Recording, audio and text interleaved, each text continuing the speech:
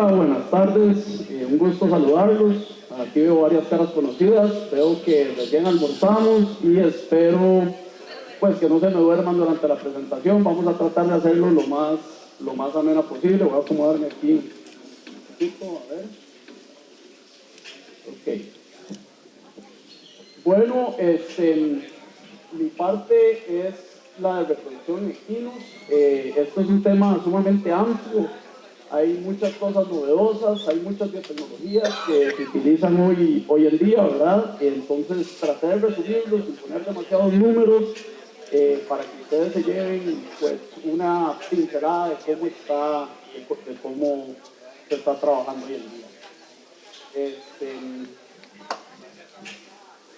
Bueno, en cuanto a las biotecnologías que utilizamos en hembras y en machos, en las hembras empezamos con la inseminación artificial.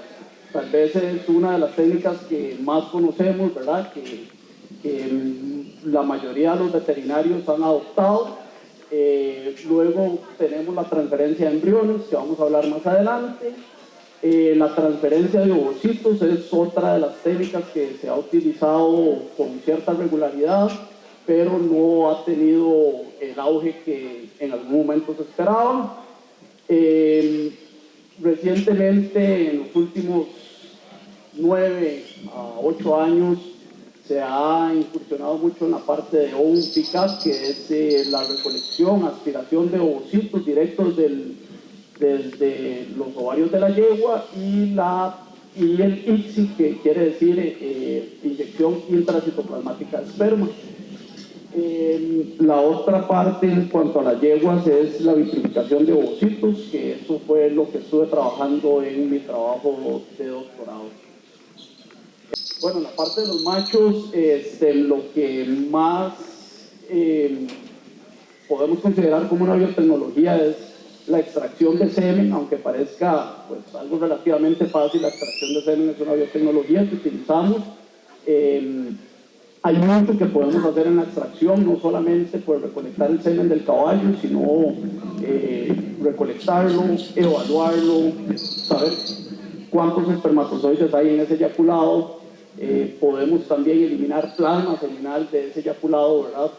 Para incrementar un poco la viabilidad de esos espermatozoides. Muchas veces en este mismo plasma seminal, que es parte del eyaculado, resulta un poco tóxico para los espermatozoides. Entonces lo que tratamos de hacer es eliminar por medio de la centrifugación esta fracción del eyaculado, ¿verdad? ¿Dónde es una? Por favor, para atrás. Ok, otra de las biotecnologías importantes en cuanto al garañón es la congelación de semen. Creo que todos estamos bastante informados de esta parte, la hemos trabajado en algún momento, la hemos escuchado. La parte de congelamiento de semen hace unos años pues era un tabú, ¿verdad? Y recientemente ya los resultados pues nos respaldan. Las yeguas que se inseminan con el semen que hemos congelado se preñan, y entonces esto pues motiva a los criadores y también motiva a que el mercado vaya creciendo. Pongo dentro de las biotecnologías en el lado de los machos el ICSI, porque en realidad la inyección intracitoplasmática de esperma no es exclusiva de la hembra, sino que también involucra al macho. En realidad es inyectar el espermatozoide dentro del óvulo, y pues eso es lo que le toca al caballo, ¿verdad? Entonces es una biotecnología que se utiliza en el caballo, en animales que son subfértiles, por ejemplo, caballos que no logran fecundar una yegua por hormona natural, inseminación artificial. Entonces ya el hecho de introducir el espermatozoide dentro del óvulo genera resultados positivos, y se pueden dar gestaciones con esta biotecnología. Bueno, yo creo que este es el resultado que todos esperamos, ¿verdad? Que es que los espermatozoides y el óvulo se encuentren en el momento adecuado. Eso es en realidad así de simple. La parte reproductiva, nosotros tenemos que velar porque los espermatozoides estén en el oviducto en el momento que ese óvulo desciende, y es ahí donde se va a dar la fecundación. Esto es una fotografía de microscopía electrónica, y aquí podemos ver donde los espermatozoides están adheriéndose a la zona pelúcida del ovocito. ¿A dónde pasa esto? Bueno, en realidad no se ve muy bien la imagen, pero ahí lo que ustedes tienen es una fotografía del oviducto de la yegua, ¿verdad? Entonces, a veces uno no sabe muy bien de dónde es que me están hablando, y el oviducto pues lo podemos tener en nuestra mano, ¿verdad? Lo podemos ver, lo podemos evidenciar, y es exactamente en esta parte anatómica donde se da la fecundación. Para seguir un poco, tal vez ahora voy a probar el puntero, ¿verdad? Esta de aquí es la vulva de la yegua. Este es el vestíbulo, la cavidad vaginal, la vagina de la yegua. Aquí tenemos el cérvix, tenemos el cuerpo del útero, los dos cuernos, cuerno izquierdo, cuerno derecho, tenemos el oviducto y luego tenemos el ovario. Cuando el caballo salta a la yegua, el pene llega hasta aquí, ¿verdad? Y el caballo eyacula en la vagina, pero como hay tanta presión, mucho de ese eyaculado entra directamente al cuerpo del útero. Entonces podríamos decir que en monta natural el caballo hace una deposición del semen intrauterina, aunque en realidad en la mayoría de los casos es intravaginal. Como el cérvix está relajado, los espermatozoides, el semen, ¿verdad? Todo ese fluido va a entrar hasta el útero y va a viajar a través de los cuernos hasta llegar al oviducto. ¿Cómo se ve un ovario? Esto es un ovario de una yegua, ¿verdad? Y aquí la imagen no nos ayuda mucho. Uy.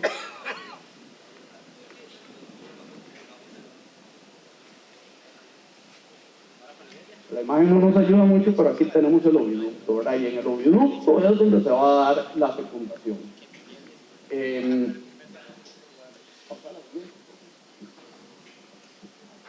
Bueno, este esquema lo puse aquí, pues, precisamente como para que nos quede claro esta parte, ¿verdad? Porque siento que hay un poco de una nebulosa en cuanto a dónde es que sucede todo esto, qué es lo que pasa con ese folículo que estamos acostumbrados a ver, en qué momento se libera ese óvulo, cuánto tiempo está ese óvulo capaz ahí de ser fertilizado. Entonces, aquí en esta primera imagen, esto es el ovario, este es el folículo, ese folículo que vemos regularmente, y dentro de ese folículo tenemos el óvulo. Cuando esta yegua se ovula, ¿verdad? Entonces se libera ese ovocito que está aquí, ¿verdad? Tiene células túmulos alrededor de él. Esas células lo que van a hacer es ayudarlo a que siga su camino por el oviducto, ¿verdad? Que no se adhiera a las paredes del oviducto. Él todavía está inmaduro, no ha completado su proceso de maduración, tiene que completar la metafase 1, la metafase 2, y luego va a ser capaz de ser fertilizado por los espermatozoides. Importante este punto es que los espermatozoides tienen que estar previamente en ese oviducto. Nosotros tenemos la idea o la imagen de que ese espermatozoide va a llegar moviéndose en una carrera a buscar ese óvulo y fertilizarlo, y les cambia un poco la idea. Pues no, en realidad esos espermatozoides tienen que llegar al oviducto primero y tienen que adherirse a la pared del oviducto. Entonces, si este fuera el oviducto, ellos están pegados a la pared del oviducto. Y en ese momento que ellos se adhieren a ese oviducto, empiezan a haber cambios metabólicos dentro de los espermatozoides, que es lo que nosotros llamamos la capacitación. Y si eso no sucede, los espermatozoides no son capaces de fecundar ese óvulo. Entonces es importante que tengamos en la mente, ¿verdad?, que los espermatozoides necesitan un tiempo para estar en ese oviducto y para poder capacitarse. Me imagino que a más de uno le nace una duda y dice, ok, pero de ahí el semen congelado no nos estamos esperando que la yegua ovule para inseminarla. Correcto. En el semen congelado, los espermatozoides vienen precapacitados. ¿Por qué? Porque los pasamos de 37 grados a menos 196. Y en ese proceso de la congelación y luego la descongelación, ya existe un cambio metabólico fuerte en estos espermatozoides y podemos decir que empezaron el proceso de capacitación. Entonces esos espermatozoides no necesitan el tiempo tan extendido de estar en el oviducto para ser capaces de fecundar. ¿Cuánto tiempo pasan ese óvulo fecundado en el oviducto? Pasan 6 a 6 días y medio. Entonces no es que la yegua se ovula, se fecunda y ese embrión o mórula o blastocisto, como le quieran decir, cae al útero. Él pasa durante 6 días, pasa en ese oviducto. ¿Okay? Ese oviducto tiene los fluidos necesarios para que ese embrión pueda seguir creciendo, y al día 6 y medio, entre el día 6 y medio, este embrioncito que vemos aquí, ¿verdad?, va a salir del oviducto por la unión uterotubárica al útero. Y es en ese momento donde ya nosotros podemos intentar recuperar ese embrión. Vamos a verlo más adelante. Okay, gracias. Tengo una diapositiva que habla un poco de lo que es el celo de la yegua. No podemos ver muy bien las imágenes. Simplemente aquí tal vez es importante que tengamos en cuenta que hay cambios muy marcados en el endometrio de la yegua cuando está en la fase estrogénica. Hay estrógenos, ¿verdad? Por eso la yegua se orina, tiene el espejeo, y en cuanto a en la parte del útero, esos pliegues endometriales se matizan con la finalidad de poder limpiar todo lo que entra a ese útero. ¿Y qué es todo lo que entra a ese útero? El semen, cuerpo extraño, los espermatozoides, todo el fluido seminal que llega ahí. La yegua tiene que ser capaz de poderlo limpiar, y por eso encontramos este mecanismo. Muchos de ustedes han visto ultrasonografía, si ven ese famoso patrón de naranja, y ese patrón de naranja es básicamente lo que vemos en la imagen superior derecha, donde están los pliegues edematizados, y es muy importante que esto suceda en el ciclo, ¿verdad?, para que la yegua sea capaz después de recibir ese embrión. Tenemos una percepción a veces un poco equivocada de que con que exista un folículo, ¿verdad?, un folículo dominante, pero a veces llegamos y ponemos el ultrasonido en el ovario y nos encontramos un folículo de 40 milímetros y pues ya la emoción, ¿verdad?, la yegua está en celo. Pues no necesariamente, tiene que ser, el estro está acompañado de un folículo dominante, está acompañado de edema estrogénico, está acompañado de relajación del cervix. Es una combinación de diferentes factores, no únicamente un folículo, ¿verdad? A veces eso pasa. Les doy un ejemplo. La yegua tiene un folículo de 40, va a caballo, y cuando llega el caballo, la yegua no quiere al caballo, ¿verdad?, lo agarra a patadas, algo pasa, no la aceptó, y a veces es que no está completo, no cumple uno de esos 3 prerequisitos, ¿verdad? Tal vez tenga el folículo, pero no tiene el edema. En cuanto a la transferencia de embriones, cuando nosotros preparamos las receptoras que van a recibir esos embriones, esas receptoras mandatoriamente, obligatoriamente tienen que tener un buen edema estrogénico. Ese útero tiene que prepararse, tiene que haber hecho toda la historia como si él hubiera sido servido, ¿verdad?, si se hubiera tenido que limpiar, y la única forma de que esto suceda es con los estrógenos. Y ahora les voy a contar un poco de cómo podemos también sincronizar receptoras de esta forma con estrógenos. Bueno, esta imagen la vamos a pasar. Esto es simplemente ultrasonografía de úteros en celo. Y aquí tengo una filmina, ¿verdad?, donde tengo un corte histológico del endometrio. El endometrio es una de las partes del útero, ¿verdad? Aquí tenemos el endometrio, que es el que da hacia la parte interna del útero. Tenemos el endometrio y tenemos el perimetrio. En este endometrio nosotros tenemos capilares, tenemos el lumen. El lumen es donde va a llegar el semen, donde va a estar el embrión y demás, ¿verdad? Y tenemos venas, tenemos arterias, tenemos glándulas.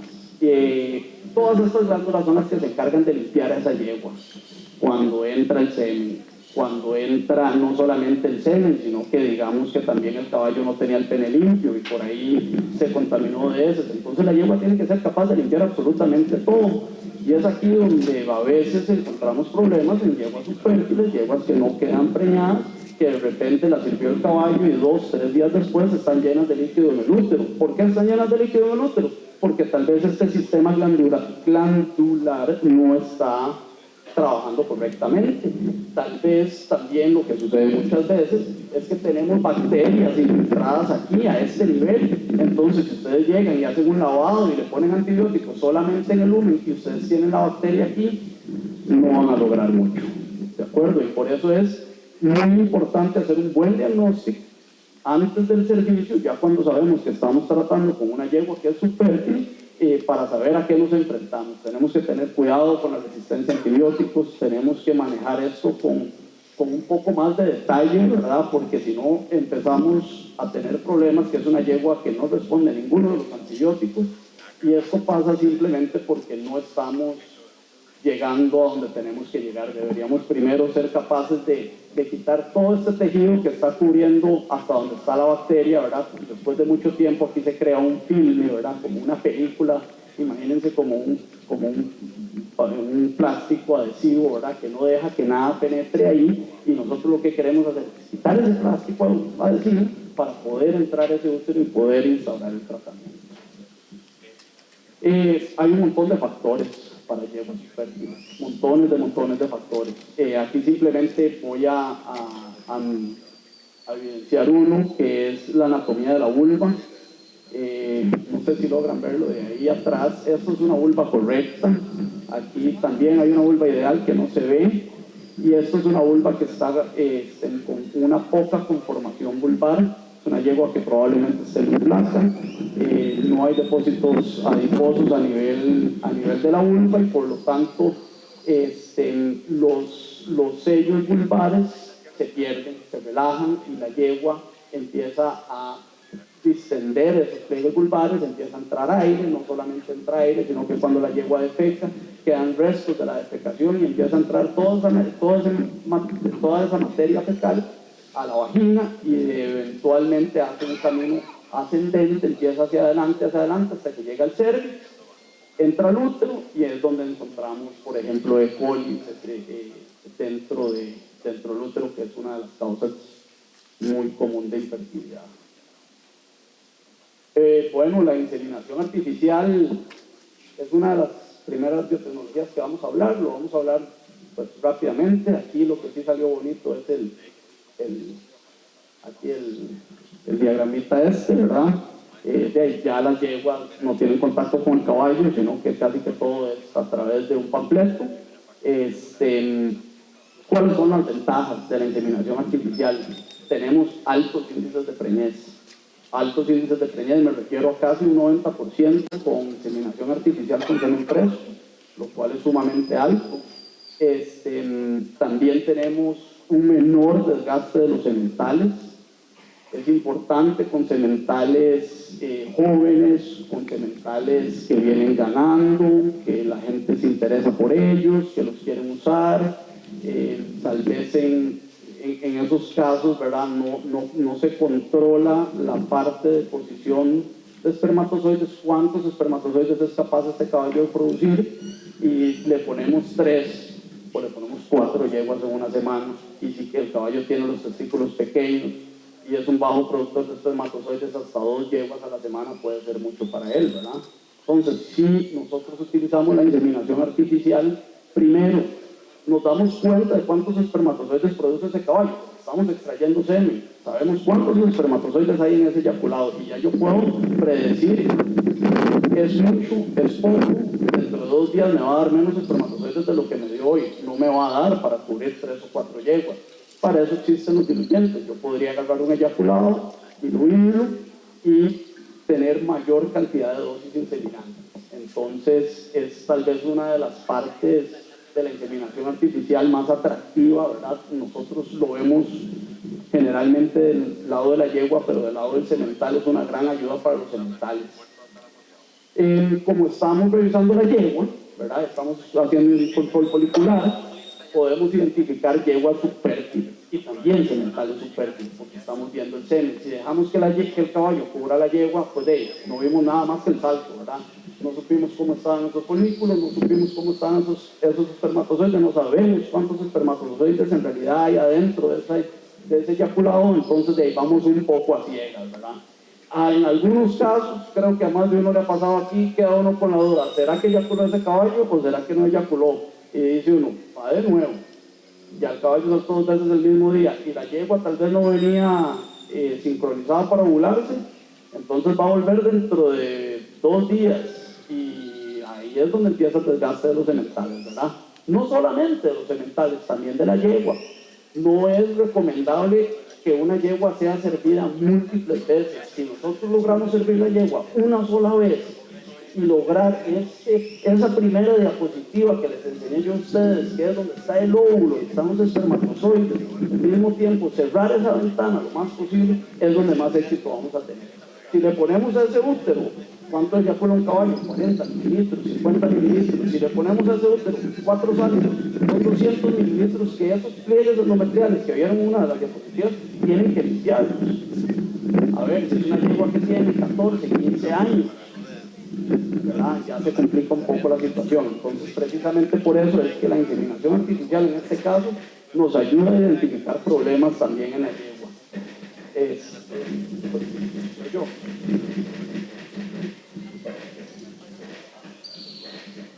Bueno, me dejaron a capela.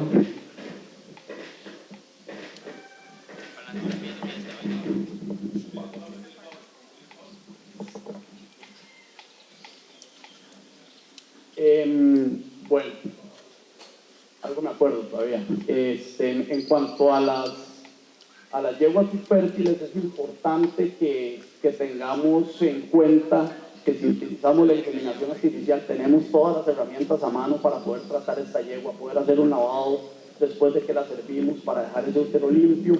¿Por qué? Que tal vez entrando un poco a esta parte de los lavados uterinos, estamos acostumbrados a escuchar que se lava ese útero y muchas veces genera la duda y dice, pero suave doctor, ¿cómo? Le acabamos de poner el semen adentro y usted me está diciendo que le meta un poco de suero para eliminar esos espermatozoides que están adentro. Recordemos que una vez que los espermatozoides entran al útero, que el caballo eyacula, que usted insemina la yegua, esos espermatozoides viajan a través del cuerpo del útero, llegan al cuello y entran al oviducto, y ahí se quedan. Usted puede después agarrar y limpiar ese útero y dejar ese útero completamente limpio. ¿Por qué? Porque 6 días y medio después va a llegar el embrión, no va a llegar ni 24 horas después, ni 48, ni 36. Entonces ese es el espacio que nos da para nosotros poder limpiar ese útero. Accesibilidad al material genético de animales muertos, caballos que se murieron, tenemos semen congelado, lo podemos utilizar gracias a la inseminación artificial, o animales que están a larga distancia también. Por ahí tengo al colega Cubero, yo creo que en varias ocasiones nos hemos mandado semen kilo del uno al otro, ¿verdad? Entonces, por ahí hay un ejemplo. Disminuye el riesgo de accidentes, sí, obviamente disminuye el riesgo de accidentes porque ya no tengo que transportar la yegua desde Paso Canoas hasta San José para que sea cubierta por el caballo, entonces, sino que más bien lo que hacemos es que enviamos el semen a Paso Canoas y el colega insemina a Paso Canoas, entonces se disminuyen los riesgos. Y una muy importante, prevención de enfermedades. La prevención de enfermedades, tal vez, bueno, hay gente aquí que lleva años reproduciendo caballos, por ahí a doña Laura Collado, qué tan importante ha sido la inseminación artificial en la erradicación de la anemia infecciosa equina, ¿verdad? Yo creo que ha sido una herramienta que se ha utilizado en muchos países para poder erradicar esta enfermedad o por lo menos limpiar una finca. Sé de casos en Costa Rica donde ha sido también la herramienta que se ha utilizado para poderlo lograr. Entonces, es otra de las ventajas. Bueno, muy simple, la inseminación artificial. Colectamos el caballo, vemos ese semen, sabemos cuántos espermatozoides hay ahí, sabemos la calidad de esos espermatozoides, y luego agarramos esos espermatozoides y los metemos en el útero de la yegua. Y eso es básicamente lo que comprende la inseminación artificial, pero ya se dan cuenta que no es algo que es así nomás, no es así de simple, sino que nos da la oportunidad de ver dónde pueden haber un montón de fallas en la calidad seminal, en la yegua, etc. Bueno, segunda biotecnología, transferencia de embriones.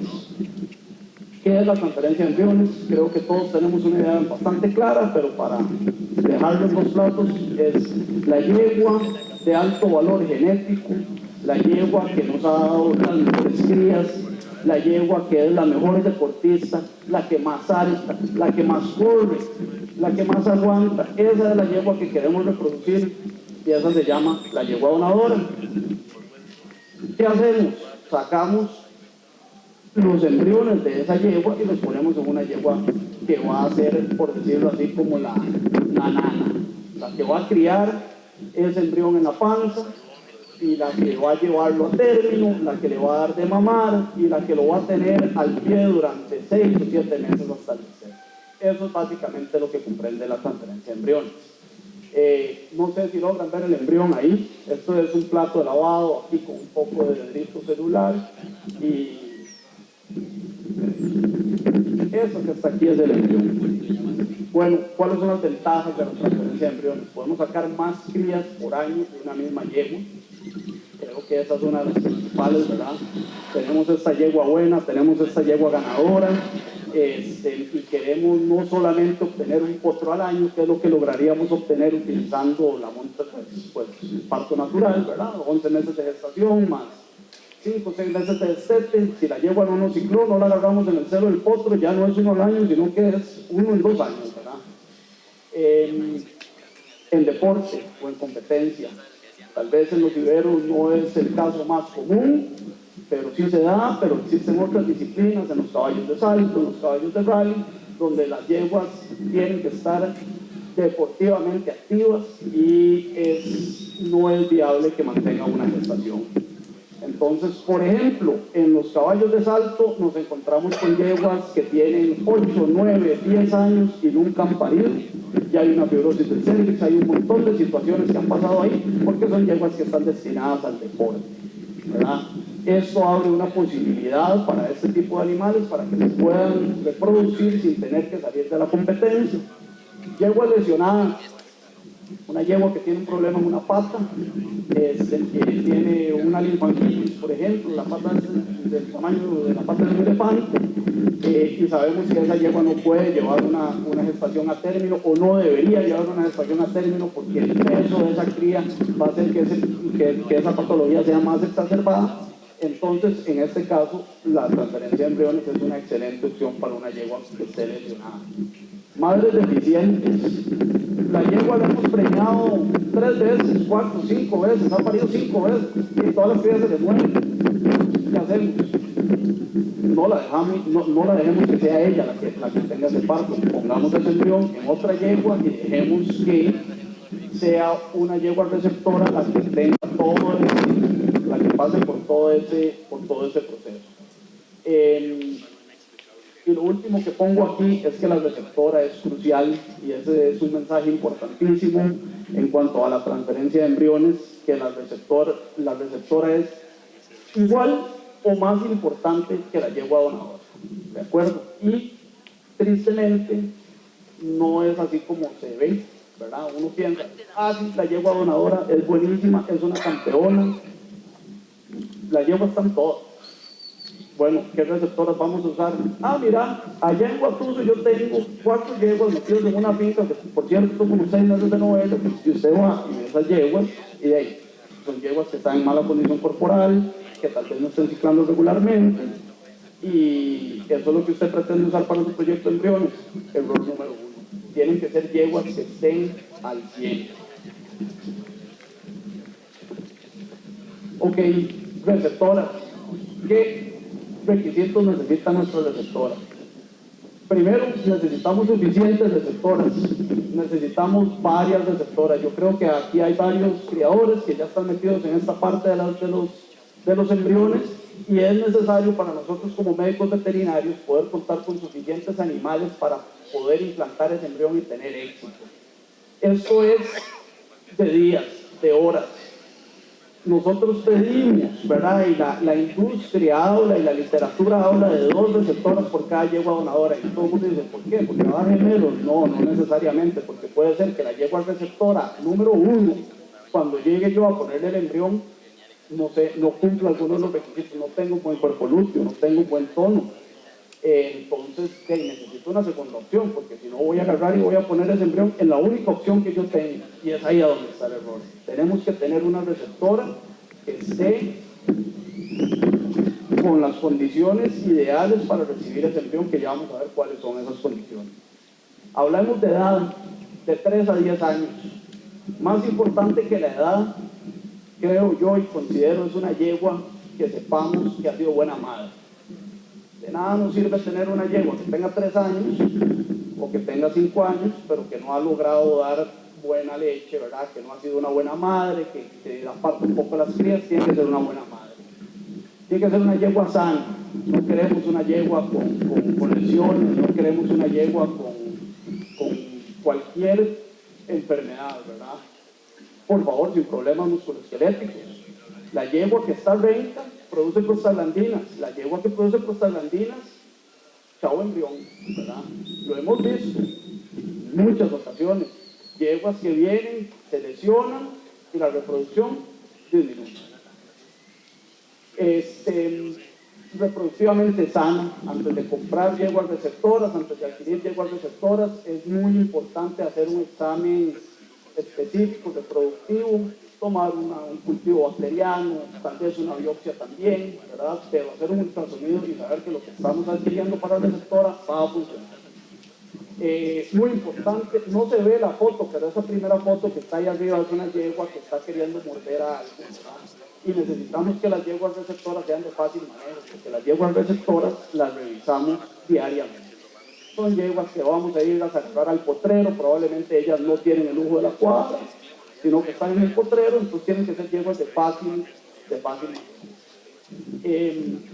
No todo el mundo tiene que comprar un montón de receptoras para poder hacer una transferencia de embriones. Existe el alquiler de estas receptoras.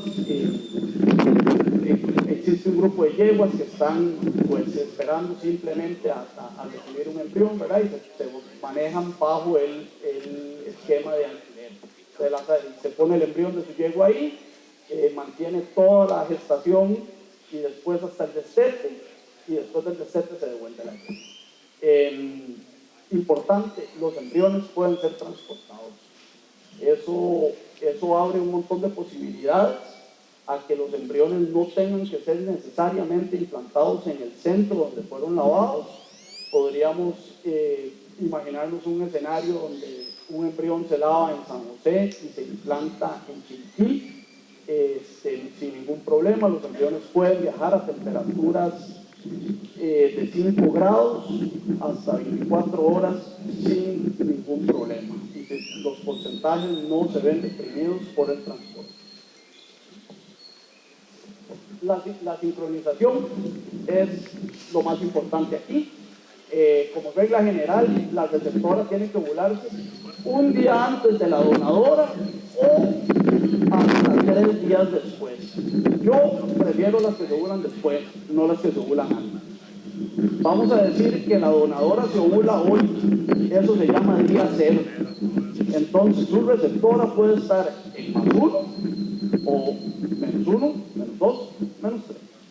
¿De acuerdo? Esas son las receptoras donde nosotros queremos implantar nuestros embriones. ¿Por qué? Porque es en el momento en que los niveles de progesterona están altos y la yegua, si ustedes recuerdan lo que les mencioné al principio, durante los primeros 5 o 6 días no hay ningún embrión en el útero. Entonces nosotros lo que queremos es simular, semejar, hacer una semejanza de lo que pasa fisiológicamente. Y vamos a llegar a poner ese embrión en el día 5, en el día 6, cuando ese embrión normalmente está llegando al útero. ¿De acuerdo?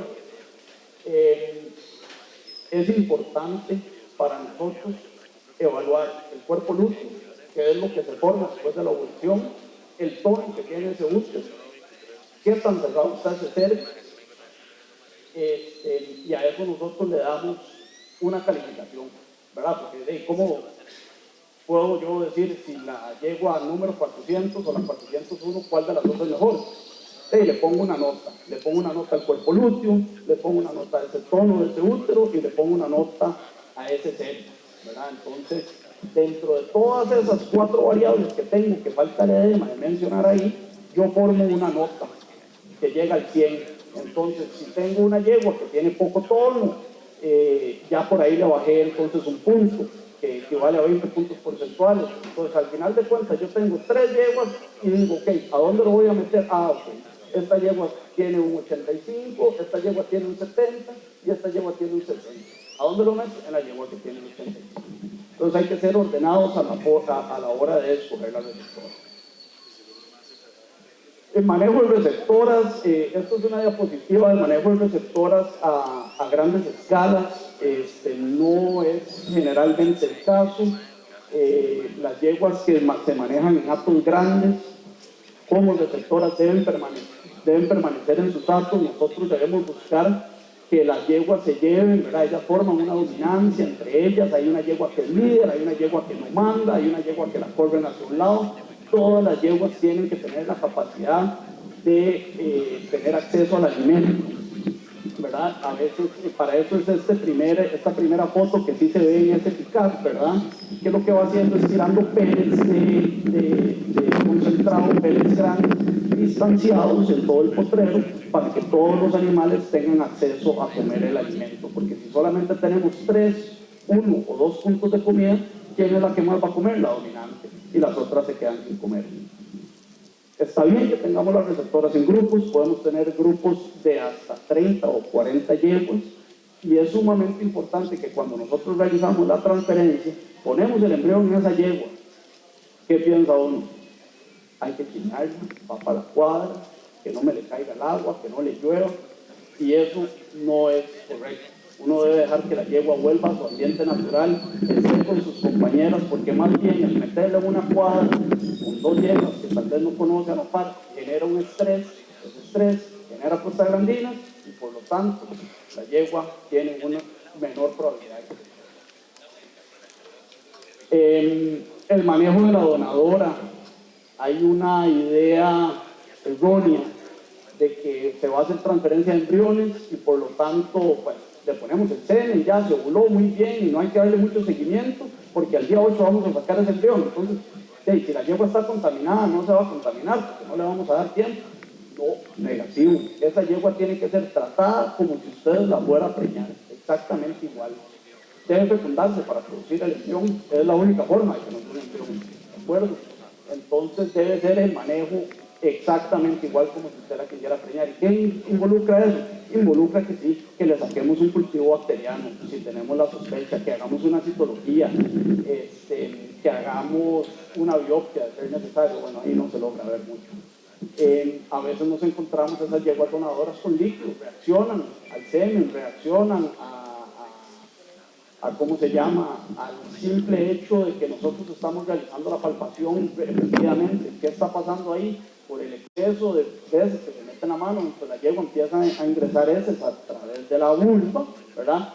Y más bien nosotros, por querer preñarla y estar muy encima de la yegua, lo que hacemos es que la contaminamos porque no hay un buen sello vulvar, ¿verdad? Entonces, tenemos que pensar en todas esas variables. Aquí tenemos una foto que no se ve, que es una yegua que se le está haciendo una sutura en la vulva, ¿verdad? Y precisamente por eso que les hablaba. ¿Cómo escogemos el día de lavado? Para eso vimos esas primeras diapositivas. La yegua se fecunda, ese óvulo se fecunda, pasa 6 días en el oviducto, al día 6 y medio, ¡pum!, cae al útero. Aquí tenemos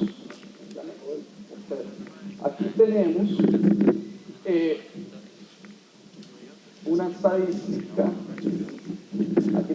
estadística del día de lavado, día 7, día 8 y día 9. Vean que en el día 7 tenemos un 42%, en el día 8 un 72% y en el día 9 un 66% de recuperación, En el día 6 no sale aquí, pero el día 6 es de un 12%. ¿Por qué? Porque no en todos los casos ese embrión está ahí cuando llegamos a hacer el lavado. Entonces nosotros escogemos preferiblemente entre el día 7 y el día 8. ¿Verdad? Estamos entre el día 7 y medio, en el día 8, y dependiendo también de qué tipo de semen vamos a utilizar, va a depender nuestro día de lavado. Utilizamos semen congelado, el semen congelado, curiosamente, la yegua se fecunda, pero ese embrión, producto de un espermatozoide de semen congelado, tarda más tiempo en desarrollarse. Entonces, un embrión de semen congelado, al día 8, se ve como un embrión de día 7. Tiene un desarrollo, digamos, de 24 horas menor. Las yeguas viejas tienen exactamente el mismo efecto. Usted tiene una yegua de 18 años, que son muchas de nuestras donadoras, ¿verdad? Las yeguas más viejitas, son yeguas que ese óvulo ya no son células, ¿verdad? Estamos hablando de células, y esas células ya tienen un grado de generación un poco avanzado, entonces se van a desarrollar un poco más lento. Entonces, si estamos lavando una yegua de 18 años, de 17 años, de 16 años, de 20 años, tenemos que darle 24 horas más a ese lavado. Usted llega al lavado al día 7 y le sale negativo, es porque le está llegando muy temprano. Y esa es la razón, por la calidad del óvulo, por la de la yegua. Aquí tenemos, bueno, aquí no se ve en realidad. Tenemos otra pregunta que dice, inseminación artificial post-ovulación. Si la yegua se ovuló y usted le va a poner semen fresco, no debería de hacerlo, ¿verdad? Esto es un proceso donde ya usted va a llegar, va a hacer un lavado, va a sincronizar una receptora, y si usted ya agarró la yegua ovulada y le piensa poner semen fresco, es una mala decisión. Esto lo utilizamos para semen congelado, pero tenemos que tener claro que la yegua en periodos de 4 horas, y sabemos exactamente cuándo fue que se dio la ovulación. Ok, ¿cómo es la técnica? La técnica es relativamente fácil, ¿verdad? Aquí tenemos el estudio de la yegua, que es igual a lo que estamos viendo aquí.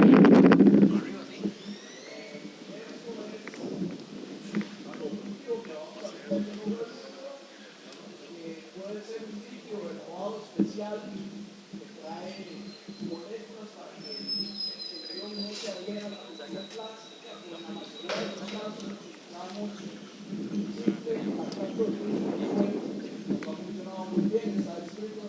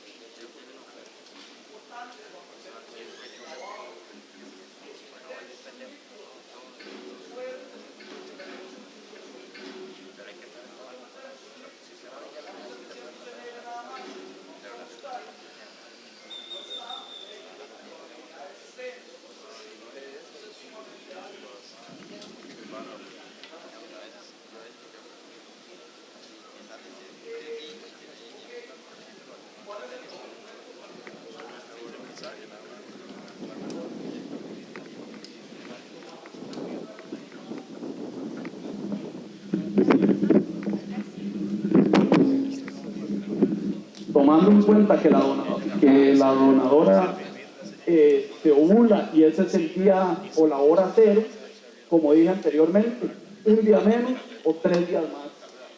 Tenemos que tomar en consideración el tamaño que tenemos ese embrión. Si tenemos un embrión que por alguna razón es sumamente grande, ¿verdad?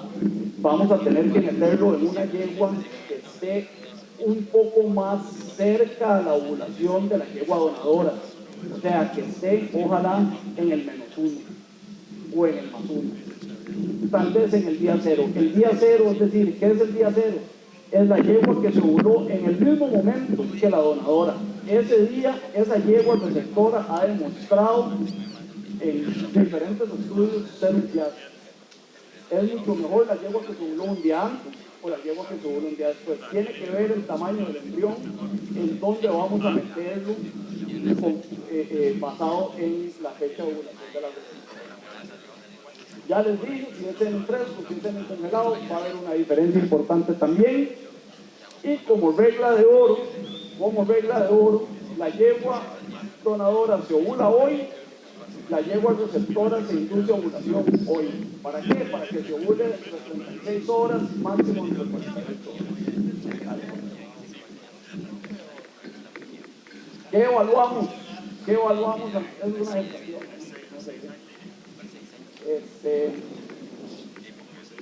Les digo, las calificamos y las calificamos antes de llegar al día de la transferencia. Yo necesito saber antes de tener ese embrión en la mano si tengo o si no tengo una receptora apta para recibir ese embrión. No tengo que manejar un poco la situación para ver qué hago, poner progesteronas, etcétera, etcétera. Al día 4, una vez que la yegua se ovula, 4 días después van a pasar otra vez, van a tener un examen reproductivo y se les va a dar una nota, se van a evaluar. Y a partir de ahí ya nosotros podemos disponer de esas receptoras para saber si las vamos o no las vamos a usar dentro del programa. Evaluamos tono uterino y ese tono uterino está, y se los vuelvo a decir, importantísimo para las yeguas que queremos sentir y que queden preñadas también. Ese tono está estrechamente relacionado a la fase estrogénica, a ese patrón de naranja. Si no hubo patrón de naranja, ese famoso patrón estrogénico, patrón de naranja, ese útero va a llegar al día 5, día 6 sin tono. Y ese tono, que es ese tono que tanto hablan, ¿verdad? Ese tono lo que hace es que el embrión, una vez que nosotros lo metemos dentro de ese útero, pueda, por esas contracciones, moverse de un lado al otro. Entonces, imagínense que esto es el útero de la yegua y que son, no sé qué hora serán, pero digamos que son las 2 de la tarde. A las 2 de la tarde ese embrión está aquí, a las 2:10 ese embrión puede estar en el otro cuerno, a las 2:15 ese embrión puede estar aquí en el cervix, ¿verdad? Entonces es importantísimo para el reconocimiento materno que ese embrión se pueda mover de lado a lado. Y es ahí donde caemos en los quistes. Sí, por eso es que los quistes endometriales no nos gustan, porque ese embrión puede llegar y adherirse a ese quiste endometrial, dejar de viajar a través del útero y por eso no se da el reconocimiento materno. Entonces, es importante. Grado 2, grado 3, tienen también diferentes etapas del desarrollo, podemos recuperar módulas, podemos recuperar blastocisto. La tasa de implantación ronda el 87%, es relativamente alto. ¿Qué quiere decir tasa de implantación? Ese embrión que yo recuperé, lo agarré y lo puse en una receptora, tiene un 87% de probabilidad de que termine en una gestación. ¿De acuerdo? Esto es un dibujo, una fotografía, perdón, de cómo se implantaban los embriones hace un tiempo. No se hacía por la vía vaginal, se hacía por la laparostomía exploratoria, se sacaba una parte un cuerno del útero y se inyectaba el embrión a través de la pared uterina y así era como se hacía hace un tiempo. Congelamiento de semen, bueno, todos hemos escuchado un poco de congelamiento de semen. Yo les voy a hablar del sistema con el cual trabajo, que es el de Select Breeding Services.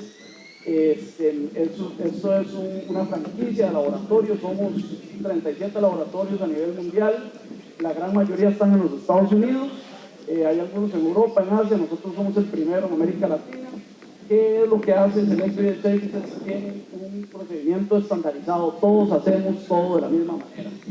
Utilizamos los mismos diluyentes, utilizamos la misma técnica, utilizamos los mismos equipos, tenemos, tecnología que necesitamos para poder utilizar estos diluyentes.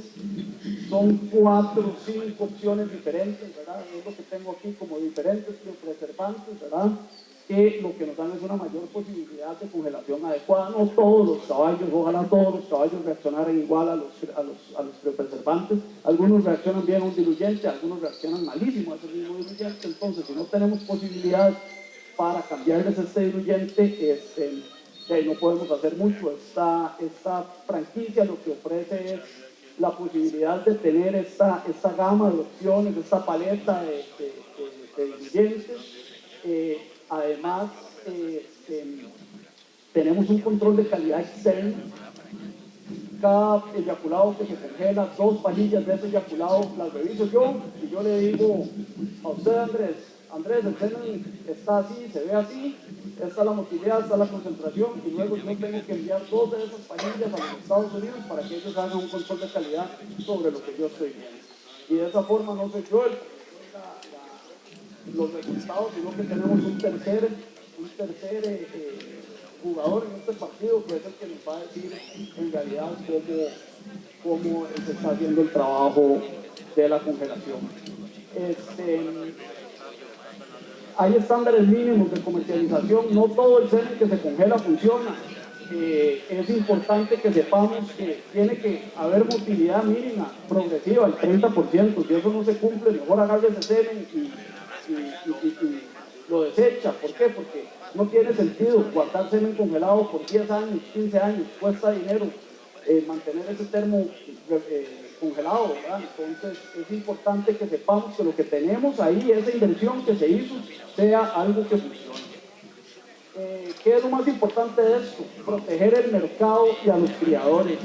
Muchos criadores no confiaban en el semen congelado, el mercado estaba deprimido. ¿Por qué? Porque el semen que se utilizaba no funcionaba, las yeguas se inseminaban, no se preñaban, las yeguas se inseminaban, no se preñaban. ¿Qué tiene que ver mucho con esto? La contaminación bacteriana que hay dentro del semen. Si usted no trabaja de forma séptica, si no hace las cosas en un lugar controlado, donde no hay polvo, donde usted puede limpiar la superficie, donde usted tiene un poco de control sobre las temperaturas, donde usted puede pasar agentes desinfectantes para garantizar que las superficies en las que trabaja están limpias, y ahí muy probablemente llegue una bacteria oportunista, se le cola dentro del eyaculado que usted está procesando. Usted llega, lo congela, se ve muy bonito, se mueve montones el semen, lo mete dentro de la yegua y ¿qué pasa? Esas bacterias que oportunistamente llegaron a ese eyaculado le van a entrar al útero de la yegua. Y cuando usted termina esa yegua parece que le hubieran puesto heces adentro. Entonces es sumamente importante esta parte, no solamente que el semen se mueva es importante, es importantísimo que esté limpio, que sea un material inocuo lo que usted va a depositar ahí. Bueno, esto es un pequeño video, pero tenemos poco tiempo, así que si no lo vemos después, es más o menos cómo trabajamos la parte del semen congelado. Fertilización in vitro, a eso quería llegar. Fertilización in vitro en equinos no funciona fertilización in vitro en equinos. Como funcionan los bovinos no da los resultados. Existen 2 o 3 resultados positivos, creo, en Europa, por medio de fertilización in vitro. Los números son deprimentes. Los espermatozoides son los culpables de que esto no suceda. Son incapaces de capacitarse. ¿Se acuerdan que les dije que los espermatozoides se adhieren al oviducto y ahí se capacitan? No han logrado los científicos todavía encontrar el medio adecuado para capacitar esos espermatozoides y que sean capaces de fecundar un óvulo estando en un plato vivo. Entonces se tuvo que pasar a la siguiente técnica, que es la inyección intracitoplasmática externa. ¿Qué es esa técnica? Esa técnica lo que conlleva es inyectar un único espermatozoide dentro de ese óvulo que ya está maduro. Entonces ahí empieza la situación. Empezaron a recuperar esos óvulos maduros, de folículos dominantes, de folículos de 40. Entonces usted llegaba y hacía este procedimiento que estoy realizando yo aquí.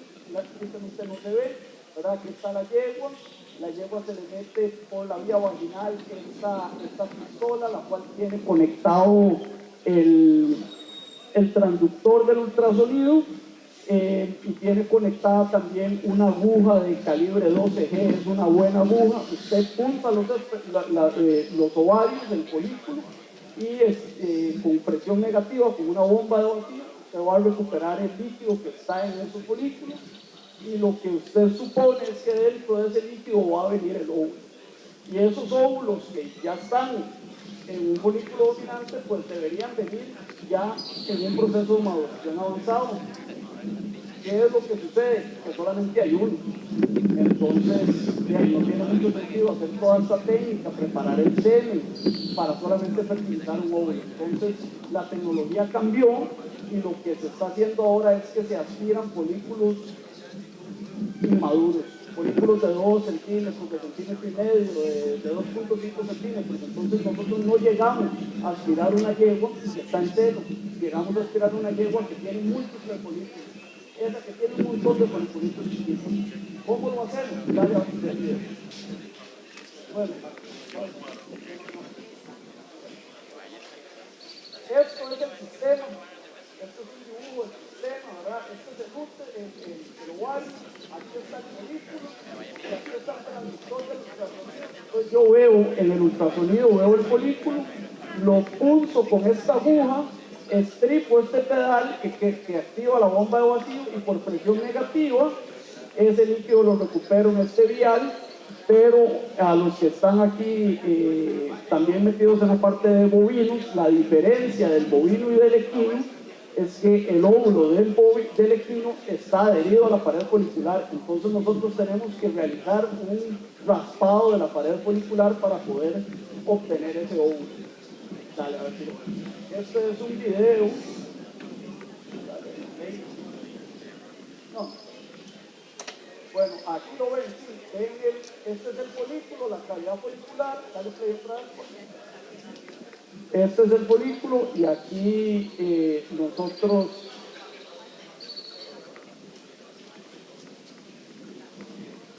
y aquí se llena de líquido, se raspa, se le da vuelta a la aguja, ¿verdad? Y con ese mecanismo lo hacemos 10 veces, obtenemos, eso es lo que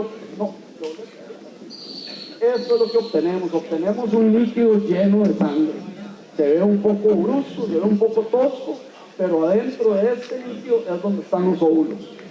Ese líquido nosotros lo pasamos por un filtro de los filtros que utilizamos para transferencia de embriones y logramos recuperar los óvulos, que son los que están aquí en la parte inferior derecha con el número 4, se llaman óvulos, se ven como huevos, ahí ustedes pueden verlo. Si aspiramos 20 folículos, tenemos un promedio de un 65% de recuperación, ¿verdad? No todas las yeguas son iguales, hay yeguas que son buenas para dar óvulos, hay yeguas que son malas para dar óvulos. Estos óvulos son inmaduros, tienen que entrar a una incubadora por 24 horas hasta que desarrollen un cuerpo polar. Se los pone debajo del estereoscopio después y se da cuenta si se formó un cuerpo polar y ese óvulo que está maduro es capaz de ser fertilizado. Los que no se maduraron no se pueden fertilizar. ¿Cómo se fertilizan? Se fertilizan de esta forma. Esto de aquí es una pipeta que funciona con aire, ¿verdad? Entonces ahí lo que hace uno es succión y con la succión agarramos este óvulo que está aquí y lo succionamos para que quede fijo. Ahí ya ustedes lo ven fijo aquí y con esta aguja, dentro de esa aguja hay un solo espermatozoide. Ese espermatozoide se tuvo que inmovilizar, por succión se metió dentro de esa aguja y se inyectó directamente en el citoplasma.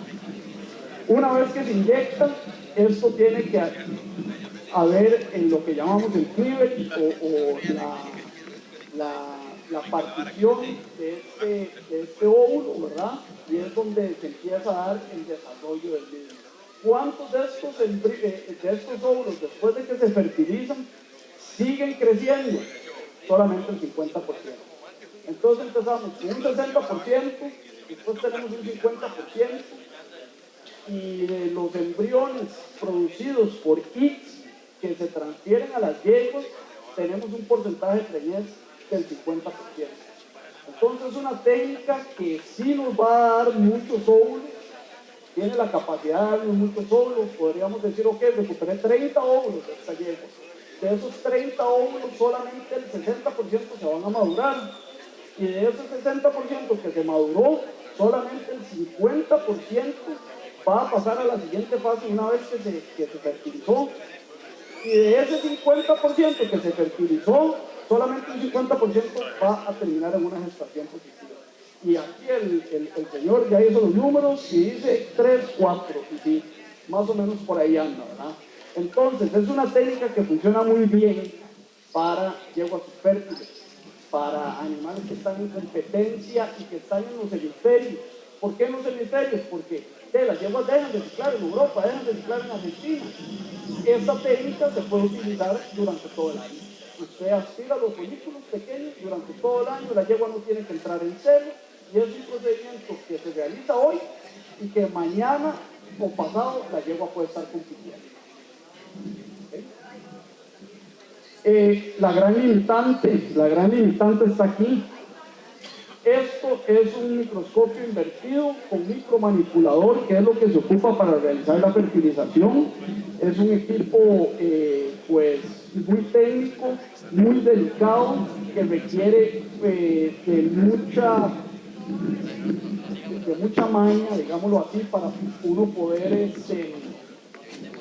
tener éxito, ¿verdad? O sea, es fácil que usted logre meter un espermatozoide dentro de un óvulo, pero si yo lo hago o lo hace Andrés o quien sea que lo haga, todos vamos a tener un porcentaje diferente, y eso hay un entrenamiento, hay una curva de aprendizaje en esta técnica que se ha demostrado en los diferentes laboratorios que lo hacen, y requiere de mucho tiempo. Veámoslo, les doy un ejemplo. Por ejemplo, los italianos son los que en Europa dominan esta técnica. En Holanda tienen todo el laboratorio montado para hacer esto, pero de la forma comercial en la que lo hacen es que ellos recolectan los óvulos y se los mandan a los italianos para que los italianos los fertilicen. Les mandan los óvulos, les mandan el semen, los italianos les fertilizan y les devuelven los embriones congelados. Pregunta, ¿por qué no lo hacen en la Universidad de Utrecht? Porque no tienen los resultados que tienen los otros. ¿Y eso de qué depende? Que los italianos no han querido compartir los medios que utilizan para madurar los embriones y después para crecer. Entonces aquí esto todavía está un poco en pañales, digamos, pero sí hay varios laboratorios en el mundo, en Estados Unidos, en Italia, uno en Suecia, que tienen resultados constantes y dentro de los porcentajes que les mencioné. Bueno, yo creo que cumplí con mi tiempo, ¿verdad? No sé si tienen alguna pregunta.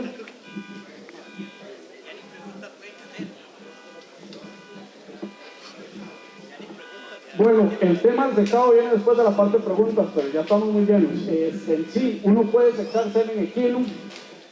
La forma de sexarlo correcta es como se sexan los espermatozoides de los bovinos. Eso requiere un equipo sumamente grande. Existe una nueva técnica con una nanotecnología, que son unas esferas que usted pone dentro del eyaculado, y eso por cargas polares va a separar los X de los Y. Tristemente los estudios todavía no lo respaldan, ¿verdad? No hay un número constante que usted pueda decir esto funciona. La casa comercial que lo distribuye lo defiende, pero los estudios todavía no lo respaldan al 100%.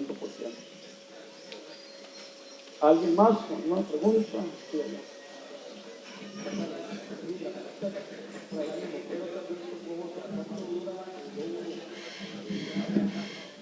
¿Cuánto dura el óvulo?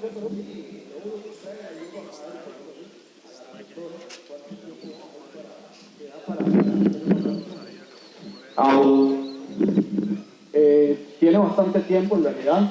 Usted puede recuperar ese embrión, vamos a hablar de embriones. Usted puede agarrar ese embrión, ¿verdad? Que ya está fecundado, lo recuperó y tiene hasta 36 horas si lo deja en fresco para transferir.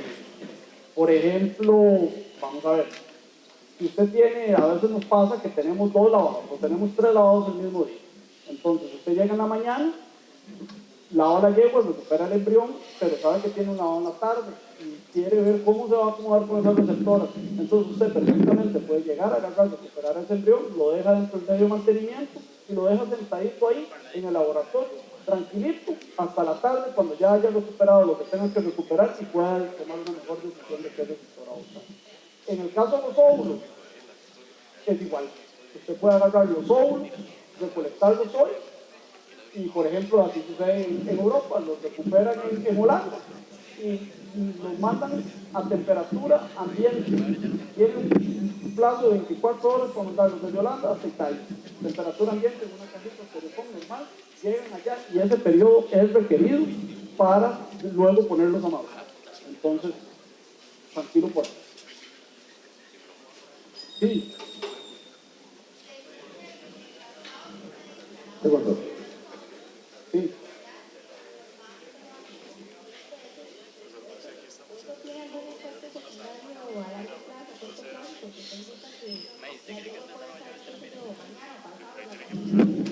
Bueno, es una muy buena pregunta y aquí caemos en la parte de bienestar animal. En el doctorado, en mi tesis de doctorado, los animales que nosotros utilizamos para hacer esta investigación, el gobierno de Alemania nos puso un plazo de 3 semanas entre aspiración y aspiración, a pesar de que la literatura y los laboratorios comerciales dicen que usted puede aspirar una yegua con una diferencia de 1 semana, de 5 días. Desde mi punto de vista, sí, las yeguas, obviamente hay una laceración de la pared del ovario, ¿verdad? La yegua está completamente sedada, entonces sí le duele y uno encuentra que los animales al día siguiente, después de la aspiración, pues se encuentran un poco deprimiditos, ¿verdad? Tal vez no quieren comer y demás. Entonces, desde el punto de vista de bienestar animal, que tenemos que hablar por eso, sí necesito usted darles un tiempo prudencial entre una aspiración y la ¿okay? Pero es importantísimo, disculpe, es importantísimo que usted haga ese raspado. Si usted no raspa esa pared del oviducto, y como vio en la imagen, ese líquido no le sale a usted con sangre, la probabilidad de que usted recupere el óvulo es muy baja. Doctor, 2 preguntas. ¿Alguna otra recomendación para las receptoras para que no reabsorban? Es la primera.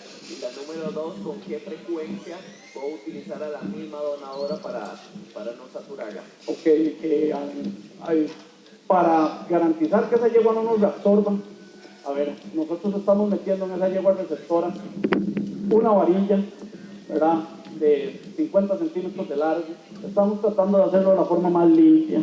Eso tiene una camisa sanitaria, pero ¿qué garantiza que no estemos jalando algo con ese guante hasta el cervix y cuando lo transferimos? Entonces, ¿qué utilizamos? Antibióticos.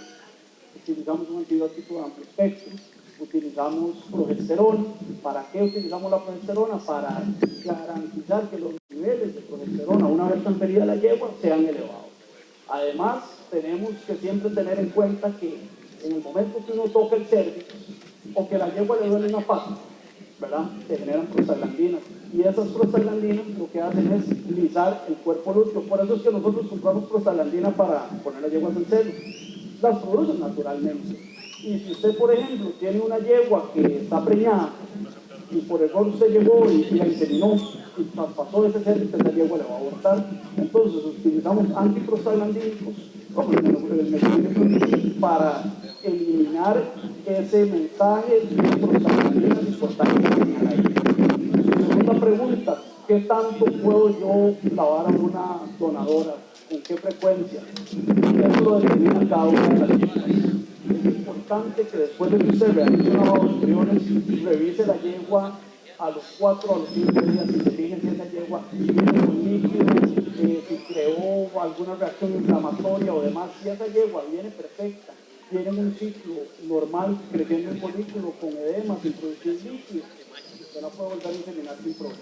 Lo que sí está descrito es que en un programa de transferencia de embriones debería, después de 3 años de estar lavando a una yegua donadora, dejarla que tenga una gestación a término. Al final de cuentas, yo lo comento bastante, cuando usted deja que una yegua se frene, es como darle reset, vuelve a empezar. Todo ese útero, ese endometrio se vuelve a regenerar, ¿verdad? Pasan un montón de cambios metabólicos en esa yegua. Y cuando una yegua se preña, hasta aquellas yeguas que no se preñaban, y la yegua se preña, ¿qué pasa después? Generalmente se quiebra, ¿verdad? Entonces, hay yeguas que le pueden dar a ustedes, no sé, 14 embriones en un año. Y usted la revisa igual que a la yegua compañera, y puede ser que a la yegua compañera solamente le dé 6 o le dé 7. Lo importante es estar encima de ella. Es importante que después de que se lava una yegua le dé uno el seguimiento adecuado, ¿verdad? No dejarla a la libre. Y tal vez una cosa que no dije que es importante, después de un lavado de transferencia de embriones, nosotros le ponemos prostaglandina a la yegua. ¿Por qué creen? ¿Alguien? Porque puede ser que quede preñada.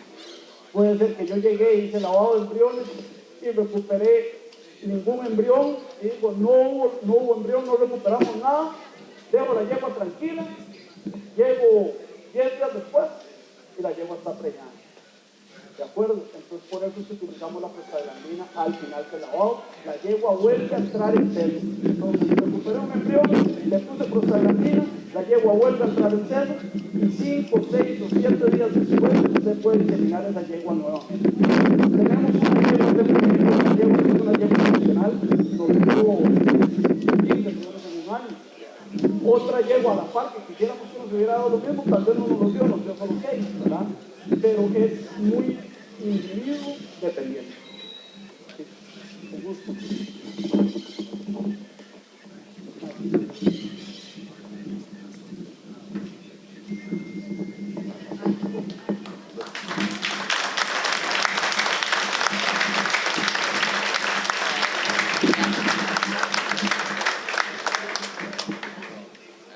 Yo tenía varias preguntas. La primera es con respecto al ácido fólico. Si en las yeguas se usa, como en otras especies, el ácido fólico como para prevenir o para mejorar esa gestación. La respuesta es sí, pero no hay ningún estudio que lo respalde 100%.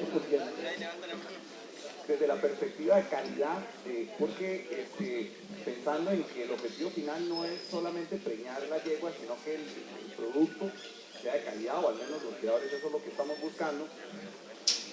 Cuando usted hace una extracción de un caballo, se supone que usted lo que quiere es que el mejor espermatozoide sea el que fecunde el óvulo. Entonces, yo he escuchado que muchas veces de una extracción de un semental lo dividen en 5 o más yeguas. Eso no va en contra de la calidad del producto final. Por esa múltiple división, que tal vez el espermatozoide que yo estoy buscando no es el más apto, porque tuvo esa división. No, en realidad no hay diferencia en fraccionar la dosis. Es decir, un caballo le eyacula a usted 8 millones de espermatozoides totales. Si de esos 8 millones en una monta natural, el caballo llega, monta la yegua, eyacula dentro de la yegua, va a llegar, y aquí les cambio esto, no es que solo tiene que llegar uno, sí, solo uno fecunda, pero tienen que llegar varios espermatozoides al oviducto y estar varios espermatozoides ahí para que se dé toda la cadena de la fecundación. No, la respuesta en realidad es no hay diferencia si usted fracciona el semen. Se han dado cuenta, hay un par de investigaciones que están ahí a la mano, donde demuestran que el semen congelado, que ya de por sí es semen donde se murieron el 50% de los espermatozoides en el proceso de la congelación y la descongelación, que esos espermatozoides que sobreviven le dan a usted productos más homogéneos que si usted insemina la yegua con semen fresco o que si usted deja que la yegua se cubra por monta natural. ¿Qué quiere decir eso en palabras más simples? Que los espermatozoides en una monta natural, el más bajo puede llegar a fecundar y el más bajo no necesariamente es el mejor. Pero cuando usted utiliza semen congelado o fracciona el semen y lo pone a refrigerar, los verdaderos espermatozoides, los campeones que están ahí, esos son los que van a llegar a fecundar. ¿De acuerdo? Entonces, más bien tenés que verlo al revés de como te lo estás planteando. ¿Ok?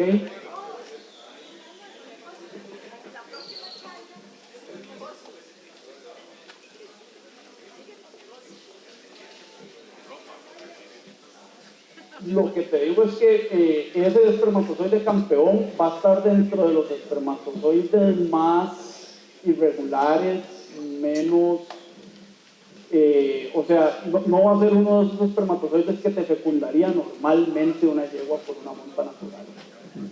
¿Ok? Pero, a ver, mejor escritura así. Quítese la idea de la mente, porque no, eso no sucede así. Usted puede tener un campeón de un eyaculado, como puede agarrar ese eyaculado, fraccionarlo en 10 partes iguales, inseminar 10 yeguas diferentes y tener 10 campeones. No hay una razón del por qué un espermatozoide dentro de 8 billones vaya a ser mejor que los otros 7 billones. No hay. Okay, todo tiene más o menos el mismo material genético, ¿verdad? Lógicamente hay variabilidades, pero no.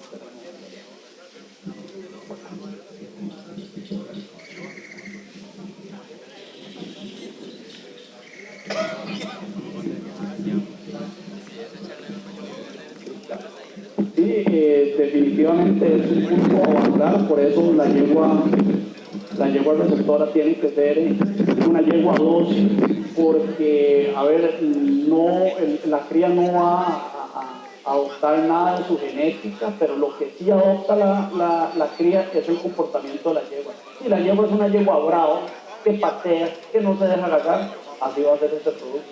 No se va a dejar agarrar, va a ser bravo porque aprende de la madre. ¿Okay? Del comportamiento adquirido, exactamente, don Henry. ¿Su pregunta? ¿Alguien más? ¿Otra pregunta? Si no... Un aplauso nuevamente para Jürgen. Una evidencia en la materia, no cabe duda.